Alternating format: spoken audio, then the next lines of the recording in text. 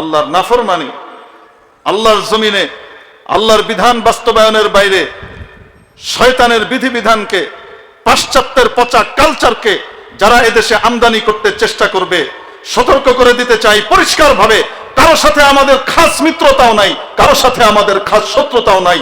ধর্মের সাথে যাদের সখ্যতা হবে তাদেরকে বুক পেতে বরণ করে নেব। আমার ইসলামের উপরে যে একচুল পরিমাণ আঘাত করবে তাকে ছুঁড়ে ফেলে দিতে এক মুহূর্ত দেরি হবে না। বিভিন্ন কমিশন হচ্ছে, এই কমিশন ওই কমিশন, ওই কমিশন সুপারিশমালা পেশ করছে, সুপারিশমালা পেশ করে বেড়াচ্ছে। দেখেননি মনে হয় আপনারা? নারী উন্নয়ন কমিশনের সুপারিশমালা পেশ হয়েছে, সেগুলোর কিছু অংশ আবার সর্বোচ্চ দায়িত্বশীল তার ফেসবুক ওয়ালে পোস্ট করে দিয়েছেন। এজন্য এটাকে গুরুত্বের সাথে দেখতেই হয়। সুপারিশমালার ভিতরে কি কি আছে সবগুলো তো আপনার সামনে বলাটা মুশকিল, শুধু ওটা নিয়ে আলোচনা করলে 3-4 ঘন্টা যাবে। এজন্য ওটা নিয়ে অত কিছু বলবো না, হালকা বলি। জাহেলি যুগেও যারা বেশ্যাবৃত্তিতে নিয়োজিত থাকতো তাদেরকে অত্যন্ত তুচ্ছ জ্ঞান করা হতো। ইসলামী যুগে না, শুধু কোন যুগে? জাহেলি যুগে, যে যুগে নারী অধিকার বলতে কিচ্ছু ছিল না। কন্যা সন্তান প্রসব হলে ওয়াইদা বুশরা আহাদুহুম বিল উনসা যাল্লা ওয়াজহুহু মুসওয়াদ্দান ওয়া হুয়া কাযীম। কন্যা সন্তান হয়েছে এই সুসংবাদ বাবাকে দেয়া হলে বাবার চেহারাটা কালো হয়ে যেত, ভগ্ন মনোরথ হয়ে যেত। ইস, এটা কি হলো, আমার জন্য লজ্জা। অথচ এক কন্যা, এক নারীর পেট থেকেই তার জন্ম হয়েছে, সে ভুলে যায়।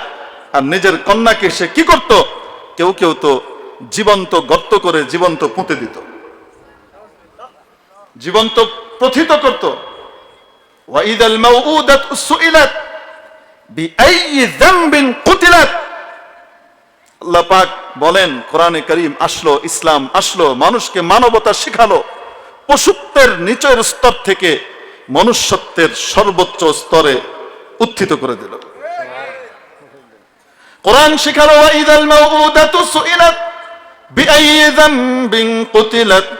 আরে কিয়ামতের দিন তো জিজ্ঞেস করা হবে ওই প্রথিত বাচ্চাকে, কন্যা সন্তানটিকে উঠানো হবে, বাবার সামনে মুখোমুখি দাঁড় করিয়ে রব্বুল আলামিনের পক্ষ থেকে জিজ্ঞাসা করা হবে, ও আমার প্রিয় বান্দি, বলো তো দেখি কেন তোমাকে পুঁতে দেওয়া হলো? তখন ওই বাচ্চা নিজেই মামলা দায়ের করবে, আমি তো জানি না ইয়া আল্লাহ। এই ছিল নারী জাতির অধিকারের সর্বনিম্ন স্তর। সেই যুগেও বেশ্যাবৃত্তি, পতিতাবৃত্তি, এই 2 নম্বরই কাজটাকে ঘৃণার চোখেই দেখা হতো। আল বাগই ওয়াস সিফাহ, এই হিসাবে এটাকে চিহ্নিত করা হতো। এরকম পচা মেয়েদেরকে কেউ বিয়ে করতো না, মানে কোনো সম্ভ্রান্ত মানুষ বিয়ে করতে চাইতো না, কারণ আমার বংশ নষ্ট হবে। নিশ্চয়ই আল্লাহ পাক গফুরুর রহিম, বান্দার বান্দি যত বড় গুনাহই করুক না কেন, যদি তওবা করে আল্লাহর কাছে খালিস দিলে, তওবা করে মাফ চায়, আল্লাহ পাক সব মাফ করে দিতে পারেন। কিন্তু তার অর্থ এই নয় যে পচা কাজ আর হারাম কাজ আল্লাহর দুশ্মনীতে নিয়োজিত থেকে সেটার উপরে আবার প্রাউড ফিল করে, এই অবস্থায় তাকে মাথায় তুলে রাখার মতো কোনো সুযোগ ইসলাম দেয় নাই।